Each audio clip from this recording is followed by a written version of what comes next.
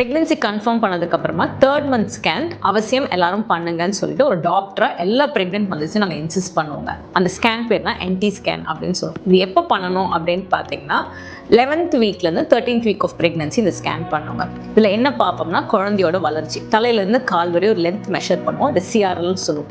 இதை வச்சு அவங்களோட பீரியட்ஸ் டேட்டும் ப்ரெக்னென்சியும் மேட்ச் ஆகுதா, டேட்டிங் வந்து கரெக்டாக இருக்கான்னு பார்ப்போம். 3வது விஷயம், குழந்தைக்கு ஏதாவது மரபணு சம்பந்தமாக பிரச்சனை இருக்கா இல்லையான்றதை நம்ம கண்டுபிடிப்போம். 4வது, குழந்தைக்கு மூக்கு தண்டுவலம் மலர்ந்திருக்கா இல்லையான்றது பார்ப்போம். நேசல் போன் அப்படின்னு சொல்லுவோம்.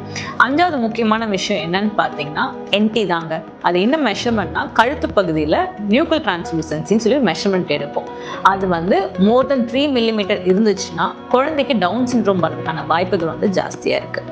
இந்த NT ஸ்கேன் கூட எல்லா மதர்ஸும் டபுள் மார்க்கர் பிளட் டெஸ்ட் அவசியம் பண்ணுவாங்க. இது ரெண்டும் கம்பைன் பண்ணி பண்ணும்போது நம்மளோட டவுன் சிண்ட்ரோம் ப்ரிடிக்ஷன் வந்து பெர்சன்டேஜ் வந்து அதிகமாக இருக்கும். ஸோ அவசியம் 3rd மந்த் ஸ்கேன் NT ஸ்கேனோட பிளட் டெஸ்ட் எல்லாரும் பண்ணணும்.